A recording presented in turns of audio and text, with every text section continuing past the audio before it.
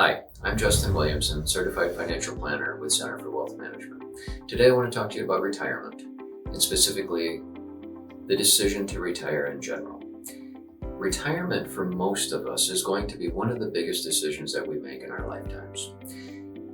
The thought of it at times can leave people confused and uncertain about where to begin and their ability to do so in the first place. Sometimes when we talk about a problem so big, the easier thing to do is to break it down into smaller pieces and then bring it back together to make that holistic decision at once.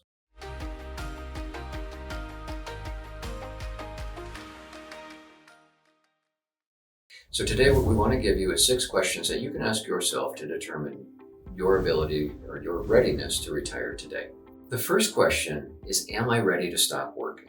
And this may seem silly to some, but for many of us, our jobs have provided us a sense of productivity and accomplishment over the years and have become part of the identity of who we are. When we think about not working anymore and not going to the office, having those relationships with our colleagues, it can be troubling for some to make the decision to walk away from that career. So we want to make sure that when we go, we're ready to do it and that we have an answer for question number 2, which will be, how will I spend my time in retirement? Many clients will tell us as they get into retirement that they are now busier than they've ever been because they now have the time to do all the things that they always wanted to do. Some, though, struggle right out of the gate to figure out how it is they're going to spend their time. They never gave any thought prior to deciding not to go to work anymore what they were going to do with all of those hours that they spent at the office. For you, it might be spending time with your family or your grandchildren, spending time on hobbies, maybe golf or pickleball or whatever it is that you enjoy. Find some new hobbies or some old ones that you haven't had the time for in the past. Some might be traveling or volunteering at a local organization. Whatever that might be and however you think you want to spend your time, it's important to think about what you're going to do with it before you decide to walk out that door. Question 3. How much then do I need to be able to afford the lifestyle that I want? If you've decided that travel is going to be one of the main ways that you spend your time in retirement, travel can be pretty expensive, and that might lead you to need more money in retirement than someone who, say, wants to stay local and spend their time with their family here. This is something that we need to figure out. So when people ask us, how much do I need to retire? The first thing that we need to figure out is, what does your lifestyle look like? And that will help us to determine whether you've got enough and whether you're ready to go. Question number 4, have you considered healthcare concerns? And by this we mean, what will you do for healthcare coverage in retirement? For those of us that are going to retire at 65 or older, the decision is pretty simple. At that point, we're going to be eligible in most cases for Medicare coverage, and that will be our plan that we'll transition to once we leave employment. If we're not 65 though when we're going to retire, we do have a few more decisions to consider. For some, you may have a spouse that you can still get coverage through. For others, you may need to be looking at the Affordable Care Act and what potential coverage is available to you there. For some, also, we have COBRA coverage that could come into play and make a lot of sense. It, in terms of cost compared to the Affordable Care Act, can be similar or drastically different depending upon the situation. But if we're 63 and a half, the maximum period of time that we can use COBRA for is 18 months.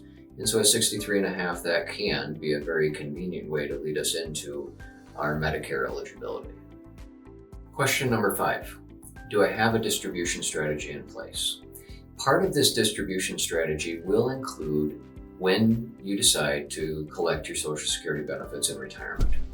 We can collect in most cases as early as age 62, or we can defer to as late as age 70. There are pros and cons to both of these strategies or anywhere in between. Collecting early allows us to minimize our withdrawals from our retirement savings early on in retirement, but waiting till age 70 gives us a much higher benefit, and if we expect that we're going to live a long, happy life, that is generally going to be the most financially beneficial decision. But there are a number of other factors that need to be taken into consideration when you make that decision for yourself.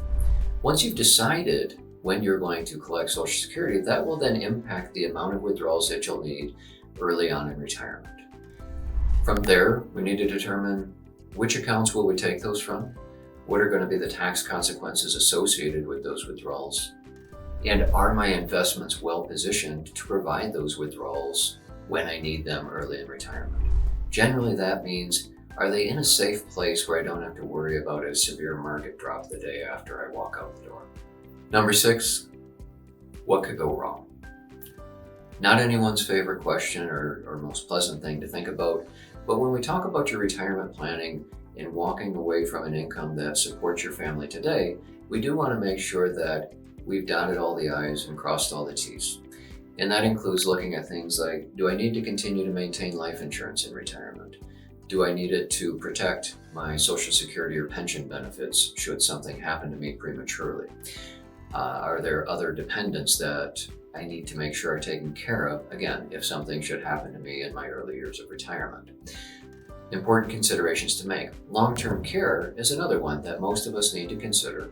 All of us need to consider how we're going to deal with that potential cost down the road. We might be able to self-insure in some cases. For others, government assistance could come into play.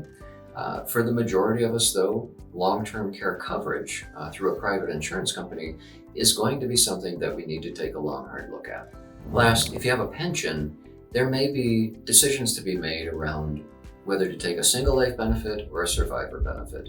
And if you have a spouse, chances are you need to be looking at those survivor options and determining which one is best for your situation. Now, these are not all the decisions that need to be taken into account as you prepare for your retirement, but they are a very good start in terms of what should I be processing, what should I be thinking about as I get ready to take this next step.